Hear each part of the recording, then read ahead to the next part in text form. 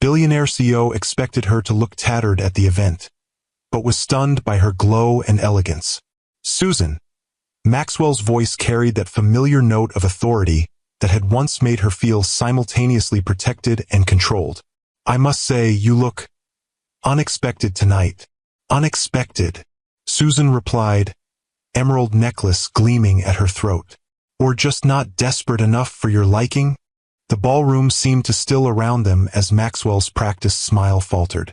6 years of carefully crafted narratives about his ex-wife's incompetence threatened to unravel in a single moment.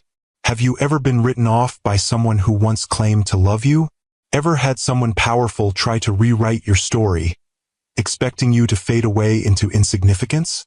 Tonight, I'm sharing the story of a woman who refused to become the broken, diminished version her billionaire ex-husband tried to create through his wealth and influence. What happens when the woman expected to arrive in tatters shows up glowing with success instead? Stay with me to witness one of the most satisfying moments of poetic justice I've ever encountered. Hello, my beautiful queens. Today's story touches something deep in all of us who've ever been dismissed, underestimated, or had our worth questioned. When someone with power tries to diminish you, especially someone who once claimed to cherish you, it cuts deeper than any physical wound. The scars from that betrayal can make us question everything about ourselves. But I want you to remember something essential. No one, not a husband, not a boss, not anyone with wealth or influence, gets to write the final chapter of your story. Only you hold that pen. Susan's journey from the ashes of a devastating divorce to the moment of her triumphant return isn't just about revenge or proving someone wrong. It's about reclaiming the pieces of yourself that others tried to take from you. It's about standing in your truth when the world has been fed lies. The tension between Susan and Maxwell was palpable, stretching across the opulent ballroom of the Westbrook Hotel like an invisible thread. Around them, New York's elite pretended not to stare, but their attention was unmistakable. The unexpected reunion of Manhattan's most notorious divorced couple was the evening's unscheduled entertainment. I'm simply surprised to see you here, Maxwell recovered smoothly, his silver hair catching the light from the crystal chandeliers above. It's been quite some time since you've attended one of our events. 6 years, 2 months, and approximately 15 days, Susan said with a smile that didn't reach her eyes. But who's counting? Beside her, Josephine made a small sound that might have been a suppressed laugh. Her crimson gown stood in vibrant contrast to Susan's elegant black Valentino, the sisters a study in complementary strength. Maxwell's gaze flicked to Josephine, his distaste barely concealed. Josephine, still the devoted sister, I see. Always, Josephine replied sweetly. Someone has to be, given how quickly some people discard their family commitments. His jaw tightened almost imperceptibly. You're looking, well, he said to Susan, his eyes taking in the elegant dress, the emerald necklace, the confident posture. The pause before the final word spoke volumes. He'd expected, perhaps even hoped, to see her diminished, confirming the narrative he'd constructed. Instead, she stood before him radiating the quiet confidence that comes from rebuilding a life on one's own terms. Thank you, Susan said simply. Your event seems to be a success, as always. We've raised over $3 million already tonight, he replied, unable to resist the opportunity to emphasize his philanthropic success. The children's wing at Memorial will be named after my mother. Not their mother, Susan noted. His mother. Another erasure of their shared history. How wonderful, she said. Eliza will be pleased to hear it. She has fond memories of her grandmother. The mention of their daughter shifted something in Maxwell's expression. How is she? Thriving, Susan said truthfully. She's at the top of her class, captain of the debate team, and considering pre-law programs for college. Following in my footsteps, Maxwell said with satisfaction. Actually, she's interested in family law and advocacy for children of divorce. Susan corrected him gently. She has some rather strong opinions about how the system can be manipulated by those with resources. The implication hung in the air between them. Maxwell's expression hardened. If you'll excuse me, he said stiffly, I should attend to my other guests. As he walked away, Josephine let out a low whistle. That was masterful, Sue. You didn't raise your voice once, but you might as well have slapped him. That wasn't my intention, Susan said, though she couldn't deny the satisfaction of finally standing her ground. If you've ever been underestimated by someone who once claimed to love you, hit that like button right now. 6 days earlier, Susan had been standing in her modest kitchen, staring at the embossed invitation that had arrived that morning. Her fingers traced the raised gold lettering announcing the Westbrook Foundation's annual charity gala, feeling the weight of the heavy cardstock. Maxwell always insisted on the finest stationery, believing it reflected the caliber of the man behind it. From the desk of Maxwell Westbrook, the handwritten note at the bottom read, "Your presence is specifically requested." The invitation looked absurdly out of place among the ordinary trappings of her new life. The marble countertops and crystal chandeliers of her past had been replaced by practical laminate and simple pendant lighting in the townhouse she now called home. The transition from billionaire's wife to middle-class single mother had been brutal, but she'd survived. More than survived, she'd rebuilt. The interior design business she'd started from scratch now employed 7 people.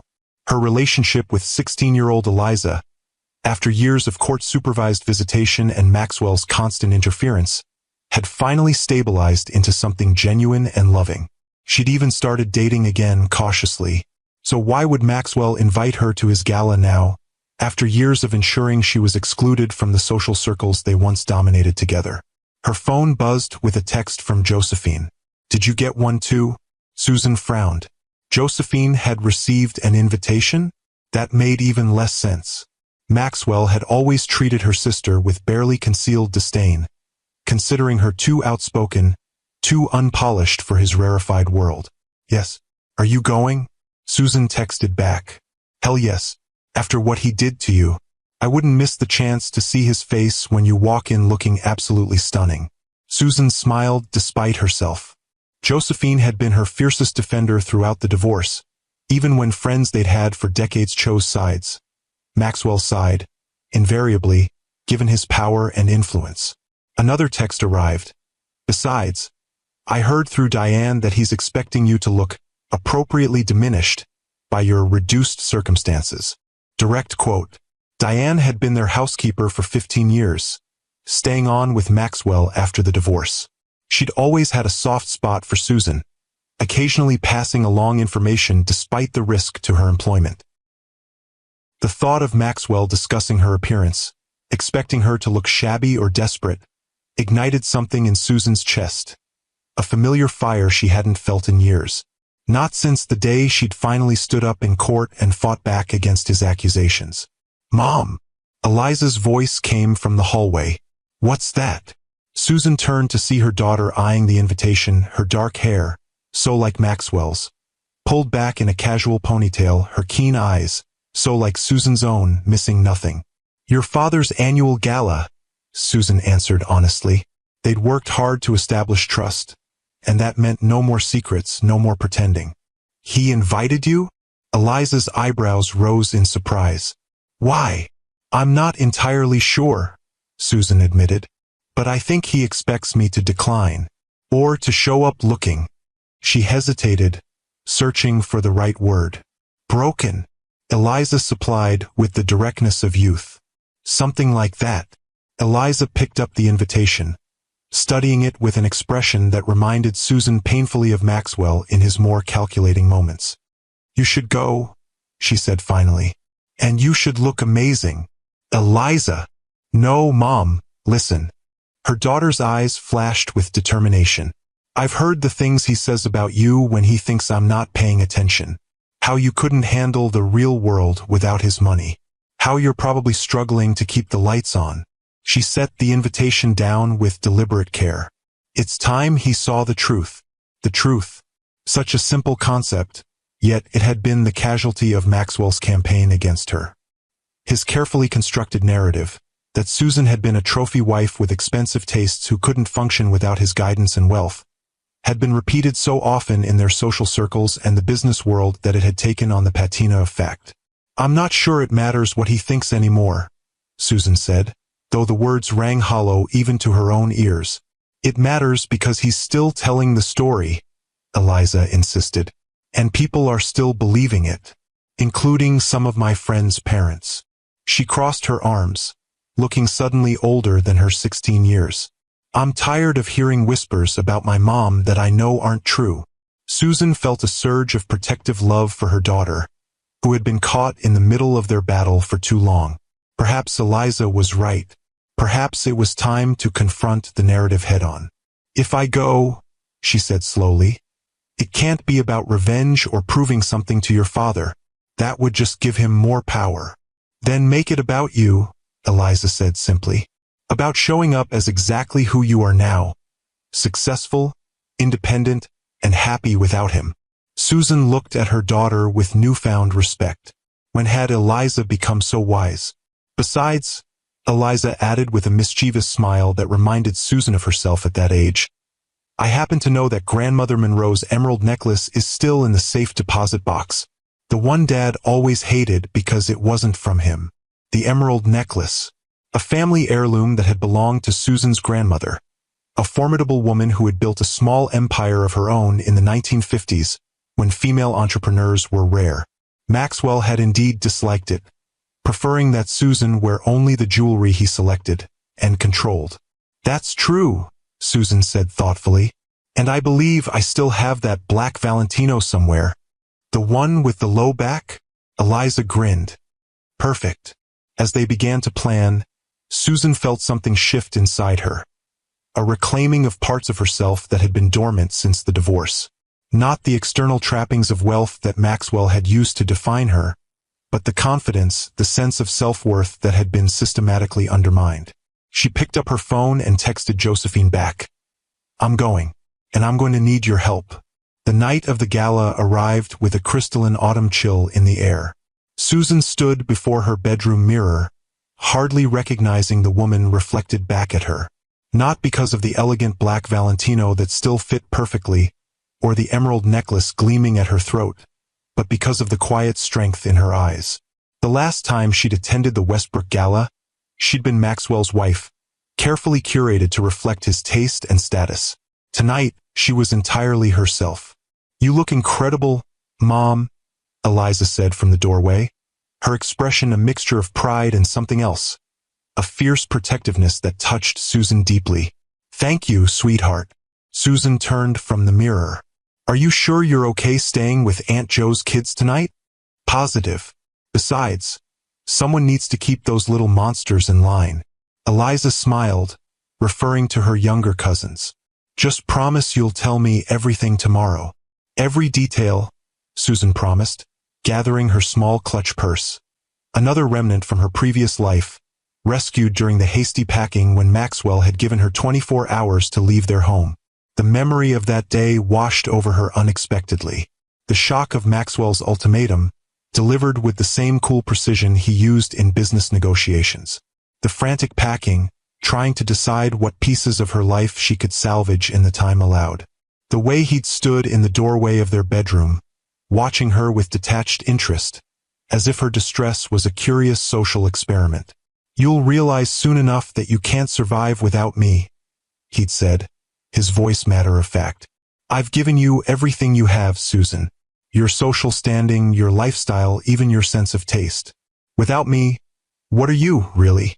At the time, the question had struck her like a physical blow because she hadn't known the answer. After 15 years of gradually surrendering her identity to become the perfect complement to Maxwell Westbrook, she'd lost sight of who Susan Monroe had been before him. The doorbell rang, jolting her back to the present. Josephine had arrived, resplendent in a crimson gown that showcased her curves and vibrant personality. Well, don't you look like $1,000,000, Josephine said, embracing her sister. Or should I say $1 billion? Maxwell is going to swallow his tongue. That's not why I'm going, Susan reminded her, though she couldn't suppress a small smile. Of course not, Josephine agreed, not sounding convinced in the slightest. We're going to support the Children's Hospital. The fact that your ex-husband will be there, expecting you to look like a charity case, is completely irrelevant. Eliza laughed. I like the way Aunt Jo thinks. That's because you're both troublemakers? Susan said fondly, kissing her daughter goodbye. Don't wait up too late. As they settled into the hired car, another concession to the evening, as Susan typically used public transportation or her modest sedan, Josephine turned to her with a more serious expression. Are you ready for this? Really ready? Because once we walk through those doors, every eye in the place will be on you. Susan took a deep breath. I think I am. It's been 6 years, Joe. 6 years of rebuilding while he did everything possible to make it harder. I'm not the same person he discarded. No, Josephine agreed, squeezing her hand. You're stronger. But that doesn't mean tonight will be easy. The car pulled up to the gleaming facade of the Westbrook Hotel, Maxwell's flagship property and the crown jewel of his hospitality empire. Red carpet stretched from the curb to the entrance, lined with photographers capturing the arrival of New York's elite. Susan felt a momentary flutter of panic. She hadn't considered the media presence. Of course there would be photographers. Maxwell never missed an opportunity for publicity. Second thoughts? Josephine asked, noting her hesitation. No, Susan said firmly. Just adjusting my expectations. As they stepped onto the red carpet, a few heads turned. Then more. Whispers rippled through the crowd as recognition dawned. Susan Westbrook. No, Monroe now, she'd reclaimed her maiden name, had returned. Cameras flashed. Susan held her head high, channeling the poise that had once been as natural as breathing. She heard her name being called by photographers who remembered her from before, their tones surprised but not unkind. Inside the grand ballroom, the murmurs grew louder. The space was exactly as Susan remembered, crystal chandeliers casting prismatic light over marble floors, floral arrangements towering from every table, the Westbrook signature orchids prominently featured. There he is, Josephine murmured, nodding toward the far side of the room. Maxwell Westbrook stood in a circle of admirers, impeccable in his tuxedo, silver hair perfectly styled, his commanding presence unchanged by the years. Unlike Susan, he had chosen not to remarry after their divorce, focusing instead on expanding his empire and, if rumors were to be believed, enjoying the company of a rotating cast of much younger women. As if sensing her gaze, Maxwell looked up. The moment their eyes met across the crowded room, Susan saw it, the flash of shock, quickly masked, as he registered her appearance. Not the diminished, struggling ex-wife he'd expected, but a woman who had not only survived his attempts to destroy her, but had emerged more radiant than before. Mission accomplished, Josephine whispered with satisfaction. Now let's get a drink before he comes over here. But it was too late. Maxwell was already making his way toward them, his expression now carefully composed into a mask of polite surprise. Now, as Maxwell retreated across the ballroom, Susan allowed herself a moment to breathe. The confrontation had been brief but intense, like the concentrated essence of their entire relationship. His assumption of control, her quiet resistance, the subtle power struggle beneath polite words. Maybe not consciously, Josephine replied, guiding her toward the bar. But somewhere deep down, you've been waiting 6 years to show him exactly who you've become without him. Perhaps her sister was right. As they moved through the ballroom, Susan became aware of the glances, the whispers, the reassessment happening in real time. For years, these same people had accepted Maxwell's version of events without question. Now they were seeing the evidence of its falsehood with their own eyes. At the bar, they encountered Diane, Maxwell's longtime housekeeper, who was taking a rare break from her duties. Ms. Monroe, she said warmly, using Susan's maiden name with pointed respect. It's wonderful to see you. You too, Diane, Susan replied, genuinely pleased. How have you been? Well enough, Diane said, lowering her voice. Though the house hasn't been the same since you left. Miss Eliza's visits are the only bright spots these days.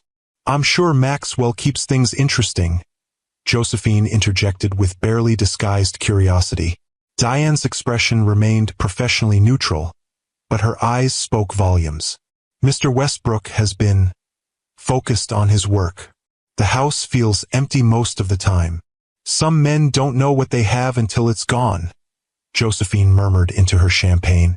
Josephine, Susan admonished, though she couldn't help wondering if Maxwell ever regretted the scorched earth approach he'd taken to their divorce. I should get back to work, Diane said, glancing over her shoulder. But Ms. Monroe, I wanted to tell you, many of us who worked for the family have followed your business in the design magazines. That hotel renovation in Chicago was spectacular. Susan felt a rush of genuine pleasure at the compliment. The Chicago project had been a turning point for her firm, establishing her reputation beyond the shadow of being Maxwell Westbrook's ex-wife. Thank you, Diane. That means a lot. As Diane slipped away, Susan's mind drifted back to the early days of her marriage, when her design talents had been one of the things Maxwell had most admired about her. Or so she'd thought. They'd met at a gallery opening in Soho, Susan fresh out of design school and working for a small but respected firm, Maxwell already a rising star in real estate development. He'd been drawn to her passionate analysis of the gallery's spatial flow, listening with genuine interest as she explained how the architect had manipulated light and shadow to enhance the artwork. You see things others don't, he'd told her that night, his amber eyes warm with admiration. I could use someone with your vision. Within 6 months, she was working as a design consultant for his first boutique hotel. Within a year, they were engaged. The whirlwind romance had seemed like a fairy tale. The brilliant, handsome billionaire and the talented young designer creating beautiful spaces together. What she hadn't understood then was that together meant something very different to Maxwell. As their personal and professional lives merged, her contributions gradually became absorbed into his brand. Designs she created were presented as Maxwell Westbrook's vision brought to life. Her innovative approaches to space and light became the signature Westbrook aesthetic. At first, she'd accepted this as the natural order of things. Maxwell was the face of the company, the visionary leader. Of course, the work would be presented under his name. But slowly, subtly, her professional identity had been erased, her talent repackaged as an extension of his genius. You don't need the credit, he'd explained when she finally raised the issue, 5 years into their marriage. You're Mrs. Westbrook now. Everything I achieve, we achieve together. It had sounded reasonable, even generous. Only later did she understand it was the beginning of her erasure, not just professionally but personally as well. The emerald necklace had been one of the first battlegrounds. A gift from her grandmother on her 21st birthday, the Art Deco piece was both valuable and deeply meaningful. Her grandmother, Evelyn Monroe, had built a successful interior design firm in Chicago in the 1950s, when female entrepreneurs were rare and often dismissed. This belonged to my mother, Evelyn had told her, clasping the necklace around Susan's neck. She sold everything else to keep our family afloat during the Depression, but she held on to this. It reminded her that beauty and value endure, even through the hardest times. Whenever you wear it, remember that you come from women who create beauty and survive hardship. Maxwell had hated the necklace from the first time he saw it. Not because it wasn't beautiful, even he acknowledged its exceptional craftsmanship, but because it represented a part of Susan he couldn't claim or control. It doesn't suit you, he'd say whenever she wore it. It's too provincial. You're a Westbrook now. You should wear pieces that reflect our standing. Our standing, his standing. The distinction had blurred in those early years, as she gradually surrendered pieces of herself to become the perfect complement to Maxwell Westbrook. Susan, are you all right? Josephine's voice pulled her back to the present. Just remembering, Susan replied, taking a sip of her champagne. Well, don't get lost in there, Josephine advised. The past is a nice place to visit, but you don't want to live there, especially not tonight. Susan smiled at her sister's practical wisdom. You're right. Tonight is about the present.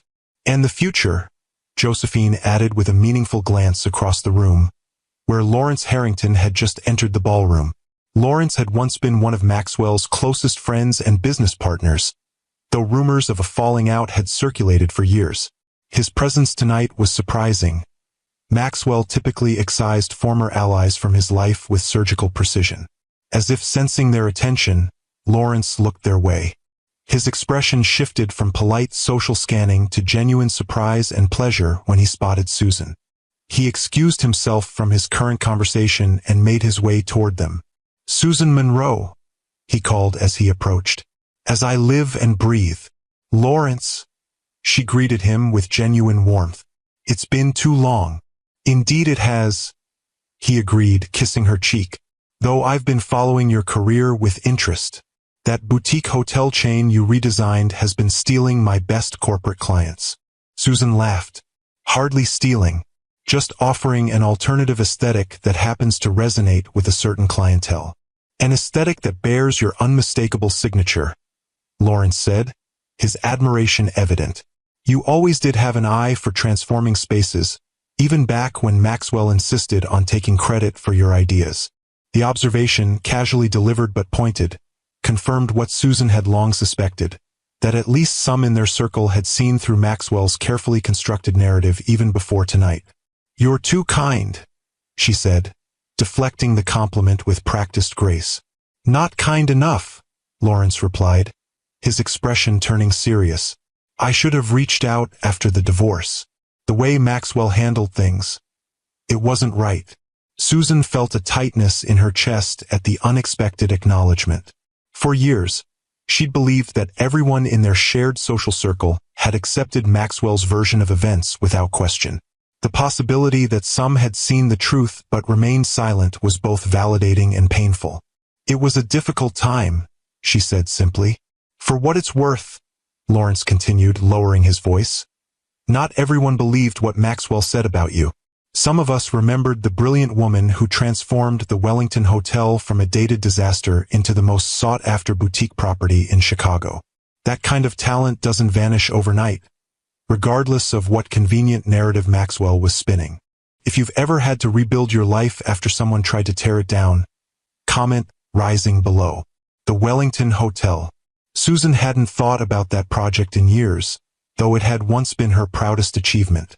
The historic property had been on the verge of demolition when Westbrook Enterprises acquired it. Maxwell had initially planned to raise the building and construct a modern high-rise, but Susan had convinced him of the potential in preserving and reimagining the 1920s gem. For 6 months, she'd poured herself into the project, researching the building's history, working with local artisans to restore original features while introducing contemporary elements that honored rather than erased the past. The result had been spectacular. A perfect balance of historic charm and modern luxury that had put Westbrook Hotels on the map as a serious player in the boutique hotel market. The opening gala had been Susan's triumph. Critics raved, industry leaders took notice, and reservations flooded in. It should have been the beginning of her rise as a respected designer in her own right.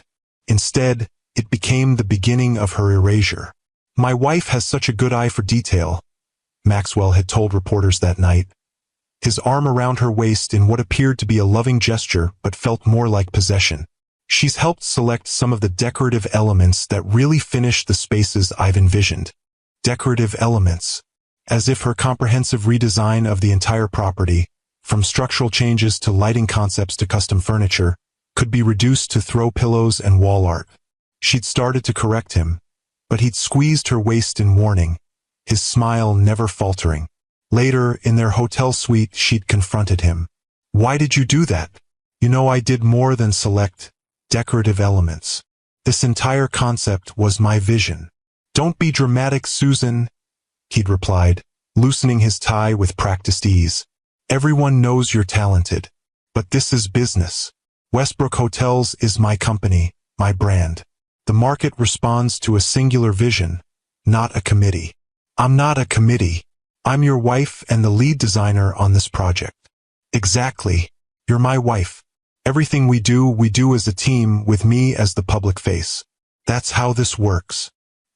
He'd approached her then, tilting her chin up with one finger. "Don't you trust me to know what's best for us?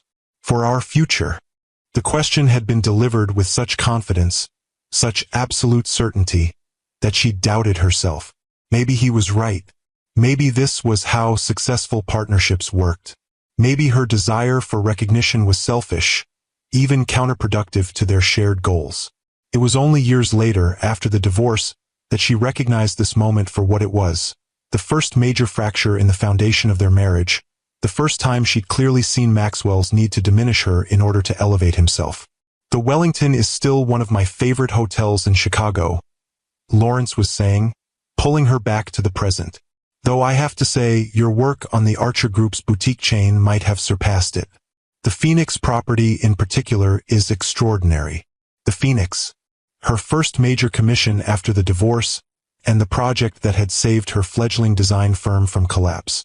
Named for the mythical bird reborn from ashes, the hotel had been a labor of love and necessity. If it had failed, she would have been forced to abandon her independent practice and seek employment with an established firm. Exactly as Maxwell had predicted she would. Susan will come crawling back within 6 months, he told their mutual friends, not bothering to lower his voice at the charity event where she'd overheard him. She has expensive taste but limited talent. Without my connections and guidance, she'll be designing mall food courts by Christmas. The memory of those words had fueled her through sleepless nights working on the Phoenix designs, through the anxiety of pitching her concepts to skeptical executives, through the grueling construction phase when every decision felt weighted with the potential for catastrophic failure. When the hotel opened to rave reviews, with specific praise for the bold, innovative design that reimagines desert luxury, she'd allowed herself one small act of defiance. She'd sent Maxwell a copy of Architectural Digest featuring the Phoenix on its cover, with her name prominently credited as the designer. No note, no comment, just evidence that his prediction had been wrong. He'd never acknowledged receiving it. But 3 weeks later, he'd filed for full custody of Eliza, claiming Susan's erratic work schedule and financial instability made her an unfit mother. The custody battle that followed had been the darkest period of Susan's life. Maxwell had deployed his considerable resources like weapons, high-priced attorneys, private investigators documenting every parenting imperfection, expert witnesses testifying to the superior stability of Eliza living in the family home with her father rather than in Susan's modest apartment. He's trying to punish me for succeeding without him, she told her attorney, a kind but overworked public defender who was clearly outmatched by Maxwell's legal team. Probably, the attorney had agreed wearily. But we need to focus on what the judge will see. A mother with an unpredictable income and demanding work schedule versus a father with unlimited resources and a stable home environment. In the end, she'd kept primary custody, but barely. The judge had been troubled by Maxwell's obvious attempt to weaponize his wealth, but equally concerned about Susan's financial stability. The resulting arrangement had been a compromise that satisfied no one. Susan retained primary physical custody, but Maxwell received extensive visitation rights and significant decision-making power over Eliza's education and activities. More painfully, the court had ordered supervised visitation for the first year, based on Maxwell's carefully constructed concerns about Susan's emotional stability following the divorce. The humiliation of having a court-appointed observer present during time with her own daughter had nearly broken her. Mom isn't unstable, 12-year-old Eliza had declared during one such supervised visit, her young face fierce with indignation. Dad just says that because she cried when he told her to leave our house. Out of the mouths of babes. The supervisor had noted the comment in her report, and 6 months later, the supervision requirement had been lifted. But the damage to Susan's reputation had been done. In the rarefied social circles where Maxwell held sway, she had been successfully recast as emotionally fragile, professionally desperate, and socially irrelevant. Until tonight. The Phoenix was a turning point for me, Susan told Lawrence, allowing herself a small smile of pride. In more ways than one. I can imagine, he replied, his gaze drifting briefly to where Maxwell stood across the room, now deep in conversation with the mayor but clearly aware of Susan's interaction with his former friend. Some men can't stand to see a woman succeed without them, especially when they've convinced themselves they were the source of her value. The insight was so accurate that Susan felt momentarily disoriented, as if Lawrence had read her private thoughts. You seem to understand the situation rather well. Let's just say I've seen similar dynamics play out before, Lawrence said cryptically. But enough about the past. Tell me about your current projects. I hear you've expanded beyond hospitality design. As Susan described her firm's recent work on a women's business center in downtown Manhattan, she was aware of a subtle shift in the atmosphere around them. People who had been carefully avoiding her earlier in the evening were now finding reasons to drift closer, to enter her orbit. A former friend made eye contact and offered a tentative smile. A business associate of Maxwell's actually approached to compliment her on the Phoenix design. The narrative was being rewritten in real time, the collective assessment of her worth adjusting upward with each successful interaction, each demonstration that she was not the diminished figure Maxwell had described. Susan. A familiar voice interrupted her conversation with Lawrence. I wonder if I might steal you away for a moment? There's someone who's been eager to meet you. She turned to find Richard Archer, founder of the Archer Group and the client behind the Phoenix Hotel, standing beside a striking woman in her 60s with silver hair and keen eyes. Of course, Susan replied, excusing herself from Lawrence with a promise to continue their conversation later.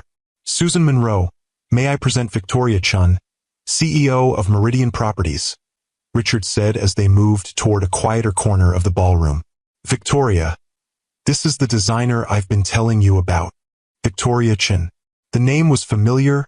Meridian was one of the fastest-growing luxury property developers in the country, with a reputation for innovative, sustainable design and a commitment to working with women-owned businesses. Ms. Monroe. Victoria extended her hand with a firm grip. Your reputation precedes you. The Phoenix is one of my favorite spaces in the Southwest, and I was impressed by your work on the Women's Business Center in Manhattan. Thank you, Susan replied, genuinely flattered that someone of Victoria's stature was familiar with her portfolio. The Women's Center was a labor of love. We wanted to create a space that felt both empowering and nurturing. You succeeded, Victoria said with approval, which is why I wanted to meet you tonight. Meridian is developing a new concept, a collection of women-focused luxury hotels designed specifically for female business travelers. Spaces that address the unique needs and preferences of women without resorting to patronizing pink aesthetics or superficial, feminine touches. Susan felt a flutter of excitement. This was exactly the kind of project she dreamed of pursuing, meaningful, innovative, aligned with her values. That sounds fascinating, she said carefully, not wanting to appear too eager despite her growing interest. We're assembling a team of women designers to create the flagship property in Chicago, Victoria continued. Richard speaks very highly of your work, and based on what I've seen, I'd like to invite you to be part of that team, potentially as the lead designer, depending on how our initial conversations go. Susan felt momentarily speechless. Lead designer on a groundbreaking project for Meridian Properties? The opportunity was beyond anything she'd dared hope for tonight. She was acutely aware of Maxwell watching from across the room, his expression unreadable as he observed her conversation with Victoria Chun. I'm honored you'd consider me, Susan finally said, finding her voice. The concept sounds revolutionary. I'd love to hear more about your vision. Victoria smiled, a quick, decisive expression that suggested she wasn't a woman who wasted time on pleasantries when business could be discussed. Excellent. My office will contact yours next week to set up a proper meeting. For now, I'll just say that we're looking for someone who understands that luxury for women isn't about delicate furnishings and pastel colors. It's about thoughtful design that respects our needs without drawing attention to them. Security, functionality, and comfort without compromise. Susan nodded, already envisioning possibilities. Spaces that anticipate needs rather than simply responding to them.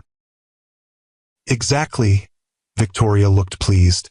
Richard said you'd understand immediately. Most designers want to create pretty spaces for women. I want to create powerful ones. As they continued discussing the project, Susan became aware of a subtle shift in the room's energy. More people were glancing their way, recognizing the significance of Susan Monroe in deep conversation with Victoria Chun. In their world of wealth and influence, such connections were currency, and Susan's stock was visibly rising. Richard excused himself to greet another guest, leaving Susan and Victoria to continue their discussion. As they spoke, Susan couldn't help noticing how Victoria occasionally glanced toward Maxwell with an expression that suggested history. Not romantic, but certainly complex. You're probably wondering about the elephant in the room, Victoria said finally, following Susan's gaze to where Maxwell now stood alone, watching them with barely concealed intensity. I wouldn't presume to ask, Susan replied diplomatically. Maxwell and I have known each other for 30 years, Victoria said matter-of-factly. We were rivals in the Chicago market before he expanded to New York. He outbid me on 3 major properties in the 90s, and I returned the favor in the early 2000s. There's a certain respect between us, though I doubt he'd use that word. Susan nodded, understanding the complex dynamics of business relationships in their world. And yet you're here at his gala. Business is business, Victoria shrugged elegantly.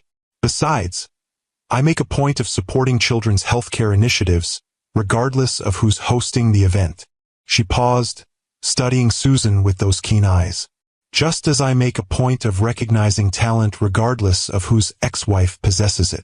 The directness was refreshing after years of navigating the careful euphemisms and veiled meanings of Maxwell's social circle. I appreciate that more than I can express, Susan said honestly. I thought you might. Victoria glanced at her watch. I should circulate.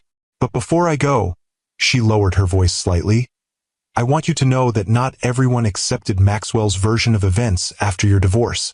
Some of us have been watching your career with interest, waiting to see what you do once you were free of his influence. The validation from such a respected figure in their industry brought unexpected tears to Susan's eyes, which she quickly blinked away. Thank you for telling me that. Victoria nodded once, decisively. My office will be in touch next week. And Susan, wear that emerald necklace to our meeting. It suits you perfectly. As Victoria moved away to join another conversation, Susan touched the emerald at her throat, the weight of it suddenly more meaningful. Her grandmother's words echoed in her memory. Whenever you wear it, remember that you come from women who create beauty and survive hardship. Tag a sister who helped you through your darkest times. We all need that one person who believes in us when we forget how to believe in ourselves. The evening continued to unfold like a dream with occasional nightmarish elements. Moments of triumph and validation interspersed with painful reminders of the past. Former friends approached cautiously, some offering genuine reconnection, others clearly calculating the shifting social equations as Susan's apparent success registered. Through it all, Josephine remained at her side, a fierce guardian against the worst of the social predators and a warm presence during the emotional highs and lows. Susan had never been more grateful for her sister's unwavering support. Victoria Chun, Josephine whispered after the CEO had moved on. That's a power move even Maxwell can't ignore. What did she want? Susan explained the potential project in hushed tones, still hardly believing the opportunity that had materialized. Lead designer on a Meridian project? Josephine's eyes widened. Sue, that's major. Like, career-defining major. If it happens, Susan cautioned, not wanting to get ahead of herself. We're just going to talk next week. Oh, it'll happen, Josephine said confidently. I saw the way she looked at you, like she'd found exactly what she was searching for. And the way she looked at Maxwell afterward? Pure, I win energy. Susan laughed despite herself. Not everything is a competition, Joe. In this crowd, everything is absolutely a competition. Josephine sipped her champagne. Speaking of which, your ex-husband has been watching you like a hawk all evening.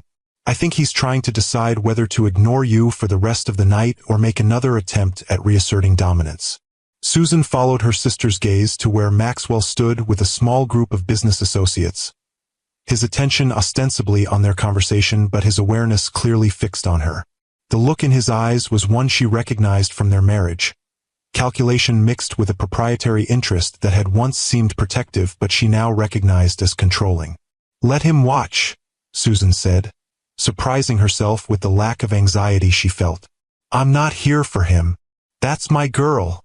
Josephine grinned. Now I'm going to get us fresh drinks. Try not to start any revolutions while I'm gone. As Josephine made her way to the bar, Susan found herself momentarily alone, a rare state in the crowded ballroom. She took the opportunity to simply breathe, to feel the weight of the evening's emotions without having to manage them for an audience. 6 years ago, standing in this same ballroom as Maxwell's wife, she had been a different person. Carefully curated, constantly vigilant, her authentic self buried beneath layers of accommodation and compromise. She had believed, as Maxwell had taught her to believe, that her value derived from her association with him, that her talents were merely complementary to his vision, that her purpose was to enhance his life rather than create her own. The journey from that woman to the one who stood here tonight had been brutal, marked by public humiliation, financial hardship, and moments of despair so profound she'd questioned whether she could survive them. There had been nights when Eliza was finally asleep and Susan had sat alone in her small kitchen, bills spread before her, wondering if Maxwell had been right, if she truly couldn't function without him. The Chicago project had been her lifeline during those darkest times. A small boutique hotel on the verge of bankruptcy had taken a chance on her fledgling design firm, unable to afford the established names but willing to gamble on a talented designer with something to prove. Susan had poured everything into that project. Her creativity, her determination, her desperate need to prove Maxwell wrong. When the hotel had reopened to rave reviews and rapidly increasing bookings, the owner had credited Susan's design as the key factor in its success. That testimonial had led to another project, then another. Each success had rebuilt a piece of her confidence. Each client who valued her vision had helped restore her belief in her own worth. And through it all, Eliza had watched and learned. Despite Maxwell's attempts to turn their daughter against her, Eliza had witnessed her mother's struggle and resilience firsthand. She had seen Susan work late into the night after tucking her in, had accompanied her to client meetings when childcare fell through, had celebrated each small victory and comforted her through each setback. Your father believes that value comes from power and wealth, Susan had told Eliza during a particularly difficult period when Maxwell's child support payments were mysteriously delayed for the 3rd month in a row. But there are many kinds of wealth and many kinds of power. The ability to create something beautiful from nothing, that's a kind of wealth. The strength to start over when everything is taken from you, that's a kind of power. Eliza, 13 at the time, had considered this with the seriousness that characterized her approach to life. Is that why you don't hate him? Because you know you have your own power? The question had startled Susan with its insight. I suppose that's part of it, she'd answered honestly. But mostly, I don't hate him because hate takes too much energy. Energy I'd rather put into loving you and building our new life. Now, watching Maxwell across the crowded ballroom, Susan realized that was still true. She didn't hate him. What she felt was something more complex. A mixture of gratitude for Eliza, sadness for the genuine love that had existed in their early years, and a clear-eyed recognition of the fundamental incompatibility that had doomed their marriage from the start. Maxwell needed to dominate. Susan needed to create. In the end, those needs had proven mutually exclusive. Penny for your thoughts. A voice interrupted her reflection. She turned to find Lawrence Harrington had rejoined her, 2 champagne flutes in hand. Your sister asked me to deliver this. She got waylaid by an old friend at the bar. Thank you. Susan accepted the glass with a smile. I was just processing. A lot to process tonight, I imagine, Lawrence observed, his gaze sympathetic. Returning to the scene of so many memories, facing down the past, and discovering unexpected futures, Susan added, thinking of Victoria Chen's offer. Ah yes, I saw you speaking with Victoria. Formidable woman. Very. She's proposing a fascinating project. A hotel concept designed specifically for women business travelers. Lawrence nodded appreciatively. That sounds exactly like something Victoria would champion, and exactly the kind of project where your particular talents would shine. You seem to have a high opinion of my work, Susan observed, curious about his apparent familiarity with her portfolio. I make it my business to know who's doing interesting things in the industry, Lawrence replied easily. And to be perfectly honest, I've kept an eye on your career since the divorce. I always thought Maxwell made a catastrophic error in how he handled things, both personally and professionally. Professionally? Susan questioned, surprised by this assessment. Absolutely. You were one of his greatest assets, both as a designer and as a partner who balanced his sharper tendencies. The Westbrook brand has suffered without your influence. The newer properties lack the warmth and innovation that characterized the hotels you worked on. It was a perspective Susan hadn't considered, that Maxwell might have damaged his own business in his eagerness to excise her from his life. The thought was oddly comforting, a reminder that their relationship had been one of mutual contribution rather than the one-sided dependency he had tried to establish in its aftermath. "That's kind of you to say," she said, not wanting to appear to take pleasure in any setbacks Maxwell might have experienced, despite the temptation. "Not kind. Accurate." Lawrence's gaze drifted to where Maxwell now stood alone at the edge of the dance floor, watching them with undisguised intensity. "And I believe he knows it, though he'd never admit it. Maxwell has always been his own worst enemy when it comes to pride." Before Susan could respond, the orchestra began playing a familiar waltz, the same one that had played during her first dance with Maxwell at their wedding. The coincidence seemed too pointed to be accidental, and when she glanced at Maxwell, the challenging look in his eyes confirmed her suspicion. He had requested the song deliberately, a power move designed to evoke memories and perhaps vulnerability. Lawrence followed her gaze, understanding dawning in his expression. "Ah, your wedding waltz."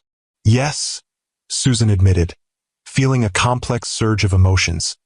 Nostalgia, pain, and a touch of anger at the manipulation. "Well then," Lawrence set down his champagne glass and extended his hand with a slight bow. "May I have this dance? It seems a shame to let a perfectly good waltz go to waste." The invitation was offered with such gentle understanding that Susan found herself accepting before she had fully processed the implications. As Lawrence led her onto the dance floor, she was acutely aware of Maxwell watching, his expression darkening as he realized his attempt to unsettle her had backfired. Lawrence proved to be an excellent dancer, guiding her through the waltz with confident ease. "I hope you don't mind my presumption," he said as they moved across the floor. It seemed the most elegant way to counter whatever game Maxwell is playing. "Not at all," Susan assured him, relaxing into the familiar rhythm. "Though I'm surprised you recognized what was happening. I've known Maxwell for 30 years, Lawrence reminded her. "I'm well acquainted with his tactics. Music has always been one of his more subtle weapons. He remembers every significant song from every relationship and deploys them strategically." The insight was so accurate that Susan missed a step, quickly recovering as Lawrence adjusted seamlessly. "You really do understand him." "Understanding Maxwell was once essential to my survival, both in business and socially," Lawrence admitted. "We were partners for nearly a decade before circumstances revealed incompatibilities in our approaches." There was a story there, Susan sensed, but before she could inquire further, she became aware of a shift in the atmosphere around them.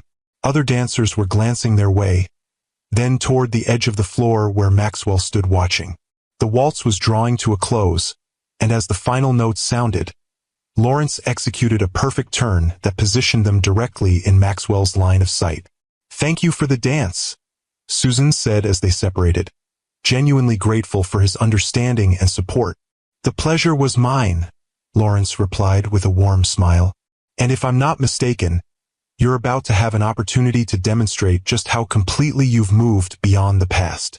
Before Susan could ask what he meant, she sensed a presence behind her and turned to find Maxwell standing there, his expression a careful mask of social politeness that didn't quite conceal the tension beneath. "Susan," he said, his voice carrying that note of authority she had once found so compelling. "I wonder if I might have a word, in private." The request, or rather, the command thinly disguised as a request, hung between them. 6 years ago, she would have acquiesced automatically, conditioned to respond to that tone with immediate compliance. Even a year ago, she might have agreed out of lingering habit or a desire to avoid conflict. But tonight, standing in the emerald necklace her grandmother had given her, fresh from a conversation with Victoria Chan about a potentially career-defining opportunity, Susan felt no compulsion to accommodate Maxwell's desires. "I'm afraid that won't be possible," she replied, her voice calm but firm.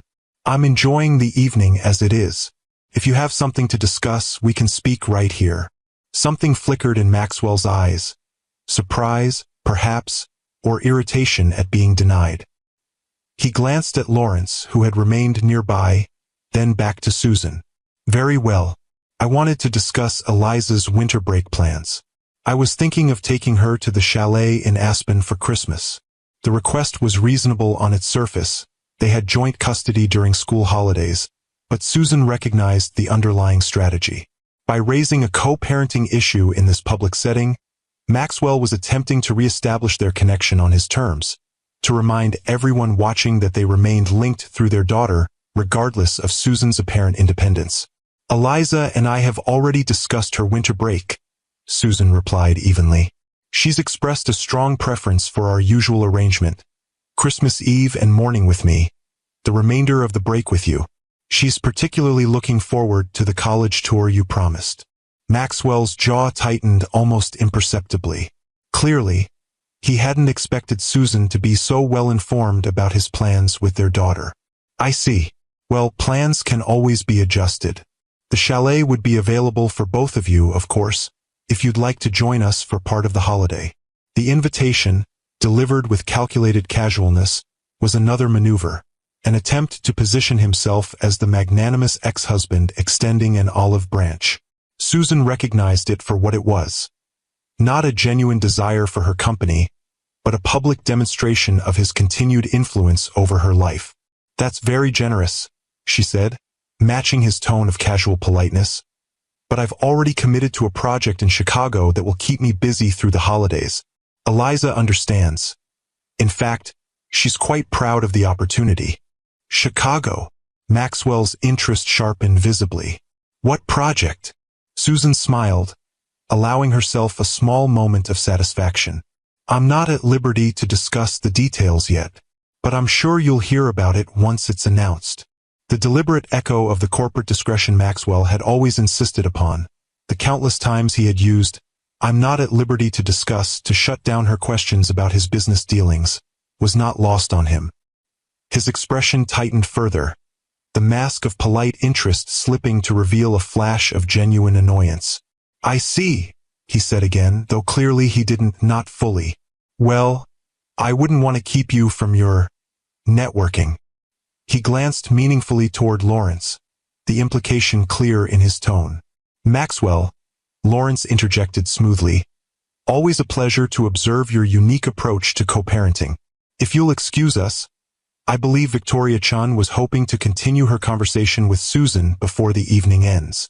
Maxwell's expression hardened at the mention of Victoria Chun, his longtime business rival. Of course, he said, his tone clipped. Don't let me keep you from opportunities. As he turned to leave, he paused, looking back at Susan with an expression she couldn't quite decipher. Something between frustration and a reluctant reassessment. You look well, Susan, he said finally. The emerald, it suits you. It always did. The unexpected acknowledgement of the necklace he had so despised during their marriage left Susan momentarily speechless. By the time she recovered, Maxwell had already walked away, his tall figure cutting through the crowd with the same commanding presence that had once seemed so attractive to her. Well, Lawrence said quietly beside her. That was interesting. Yes, Susan agreed, touching the emerald at her throat. It was. Subscribe to Timeless Love Tales with Mr. Harrison for more stories of women who refused to be written off or diminished. As the evening drew to a close, Susan found herself in a quiet corner of the ballroom with Josephine, both sisters observing the gradually thinning crowd with the satisfied exhaustion of warriors after a successful battle. Mission accomplished? Josephine asked, nodding toward where Maxwell now stood with a group of business associates, his manner outwardly composed but his attention still occasionally drifting toward Susan. I think so, Susan replied, though I'm not entirely sure what the mission was anymore. Showing up as yourself, Josephine reminded her. Proving that his narrative about you was false. Reclaiming your place in a world he tried to exclude you from. When you put it that way, yes. Mission definitely accomplished. Susan smiled, feeling a deep contentment that went beyond the satisfaction of proving Maxwell wrong. But something unexpected happened too. Victoria Chan and her project? Josephine guessed. That, yes. But also... Susan paused, trying to articulate the subtle but profound shift she'd experienced throughout the evening. I realized I don't need this world anymore. I don't need their validation or acceptance. I came tonight thinking I had something to prove, but the truth is, I've already proven it, to myself, to Eliza, to the people who truly matter. Josephine studied her sister's face, her expression softening. That's the real victory, isn't it? Not just surviving what he did to you, but discovering you're happier with the life you built than the one he took away. Exactly. Susan's gaze drifted around the opulent ballroom, seeing it now with different eyes. The crystal chandeliers, the marble floors, the carefully curated luxury that had once seemed the pinnacle of success now felt somehow hollow compared to the authentic life she created. Her small but growing business, her cozy townhouse filled with objects chosen for love rather than status, her genuine relationships uncomplicated by wealth and power dynamics. Ready to go home? Josephine asked, sensing her sister's shift in mood. More than ready, Susan confirmed. As they collected their wraps from the coat check, Susan became aware of Diane hovering nearby, clearly wanting to speak but hesitant to approach directly. When their eyes met, the housekeeper moved closer, her voice low. Ms. Monroe, I just wanted to say, it was wonderful to see you tonight. Truly wonderful. Thank you, Diane, Susan replied warmly.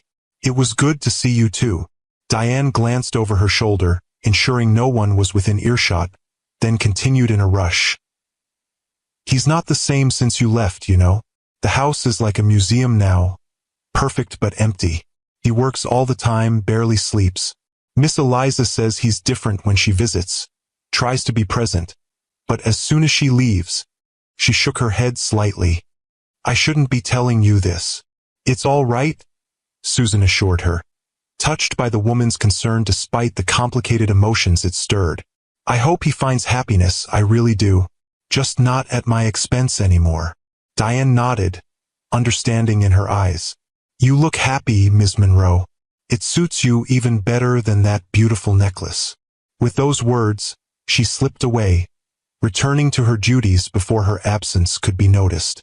Susan watched her go, feeling a complex mixture of emotions. Compassion for the emptiness Diane described, gratitude for her own hard-won contentment, and a final release of the lingering guilt she'd carried about the failure of her marriage. Outside, the autumn night had grown colder, the city lights glittering against the dark sky. As they waited for their car, Josephine looped her arm through Susan's. So, Chicago for Christmas? She asked, referencing the project Susan had mentioned to Maxwell. Is that really happening? It might be, Susan admitted. Victoria seemed serious about moving quickly if our meeting goes well.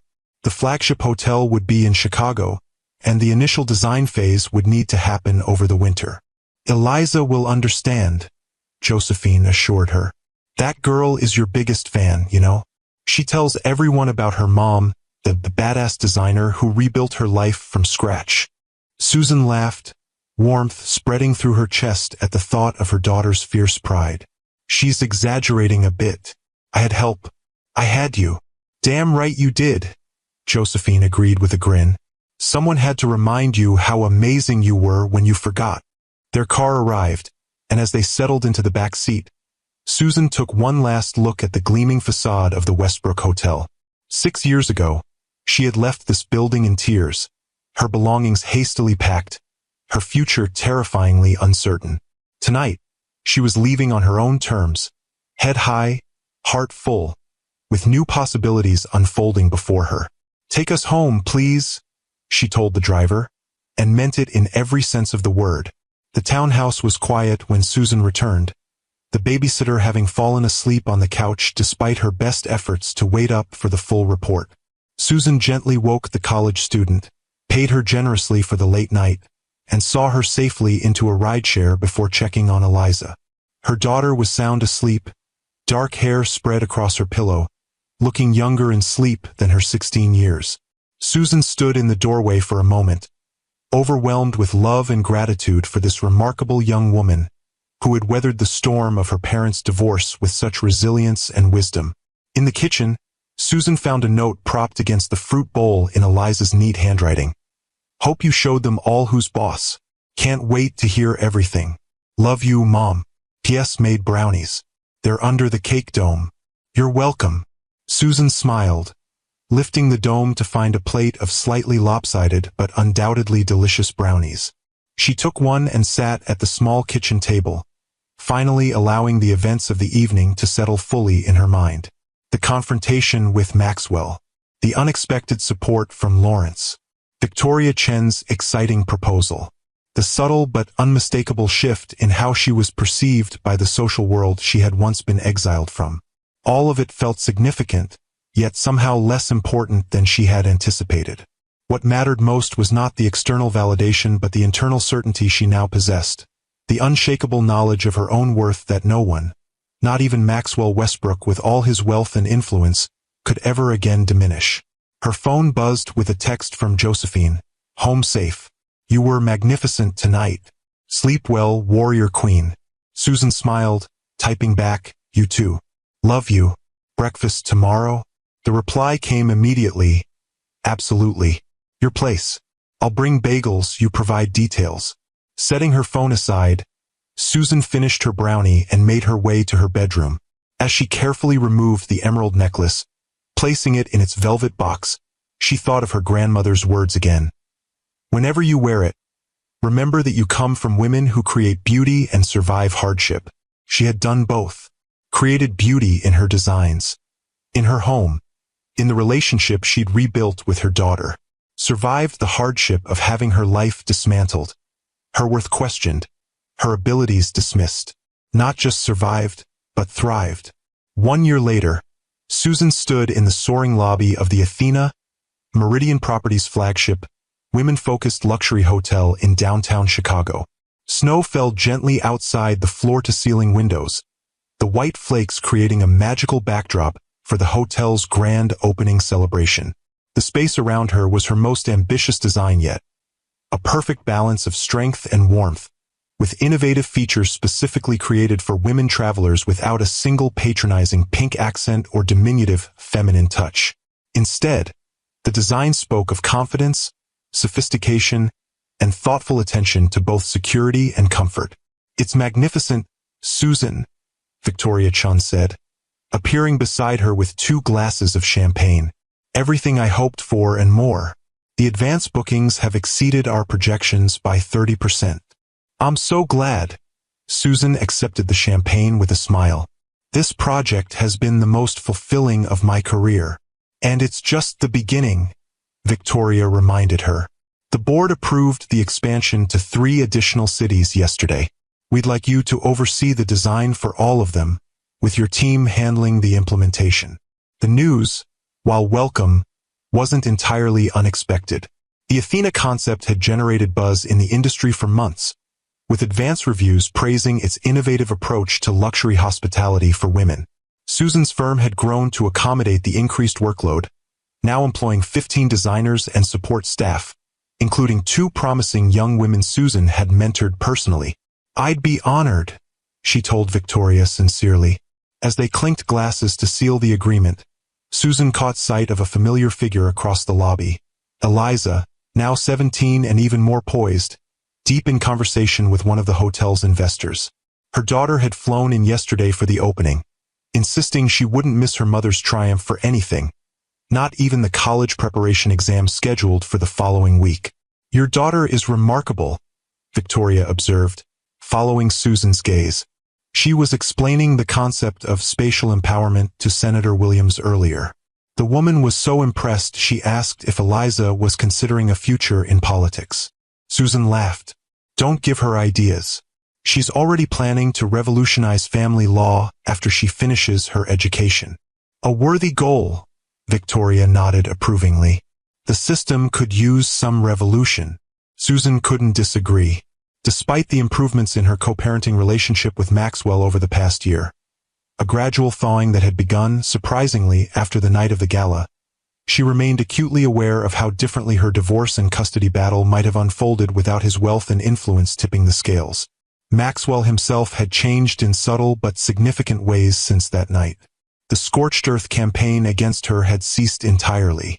Child support payments arrived on time, without the previous administrative delays.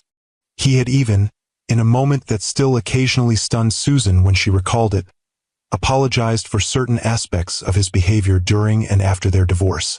The apology, delivered during a parent-teacher conference they'd both attended for Eliza, had been characteristically Maxwell, limited in scope, careful in phrasing, more acknowledgement than true contrition. But it had been genuine, and Susan had accepted it as such. "Mom!" Eliza was making her way through the crowd now, her expression bright with excitement. "The mayor just arrived, and she's asking to meet the designer. Victoria, is it okay if I steal my mother for a few minutes?" "Of course," Victoria agreed with a smile. "I need to speak with the investors anyway. Susan, we'll continue our conversation about the expansion tomorrow." As Eliza led her toward the hotel entrance where the mayor waited, Susan felt a surge of pride, not just in the successful project or her growing business, but in the journey that had brought her here. From the devastated woman who had left the Westbrook Hotel in tears 6 years ago to the confident designer now being sought out by the mayor of Chicago, the transformation was profound. "You're glowing, Mom," Eliza observed as they navigated through the crowded lobby. "I don't think I've ever seen you look so fulfilled." "I am," Susan confirmed, squeezing her daughter's hand. "This project, this moment, it feels like everything I've worked for coming together perfectly." "Not just the project," Eliza said perceptively. You've come together perfectly." The insight, so typical of her daughter's emotional intelligence, brought unexpected tears to Susan's eyes. "When did you get so wise?" "I had a good teacher," Eliza replied simply. "A mother who showed me that true strength isn't about power or money or control. It's about rebuilding yourself when someone tries to break you. It's about creating beauty from whatever materials life leaves you with." Susan blinked back tears, recognizing her grandmother's philosophy echoed in her daughter's words. The legacy of resilient, creative women continued, passing from generation to generation like the emerald necklace now safely stored in Susan's hotel suite upstairs. "I love you, Eliza," she said, her voice thick with emotion. "More than anything in this world." "I know, Mom," Eliza smiled, confident in that love. "Now come meet the mayor. She's going to love you almost as much as I do." As they approached the distinguished woman waiting near the entrance, Susan straightened her shoulders, feeling the weight of her journey. The pain and the triumph, the loss and the rebuilding, settle into a perfect balance within her. Maxwell had once believed he could diminish her, render her insignificant without his support and validation. Instead, freed from the constraints of his expectations and control, she had blossomed into her fullest self. The emerald necklace might be upstairs in its velvet box, but its meaning remained with her always. She came from women who created beauty and survived hardship. Now she had become one of those women herself, and in doing so had shown her daughter how to become one too. That, Susan reflected as she extended her hand to greet the mayor, was the most meaningful success of all. If the story touched your heart, please hit that like button and subscribe to Timeless Love Tales with Mr. Harrison. I'd love to hear your thoughts in the comments below. Have you ever had to rebuild your life after someone tried to tear it down? Have you discovered that your greatest strength emerged from your deepest struggle? Remember, Queens, no one, not a partner, not a critic, not anyone with wealth or power, gets to write the final chapter of your story. Only you hold that pen. And sometimes, the most beautiful story begins exactly when someone else thinks it's over.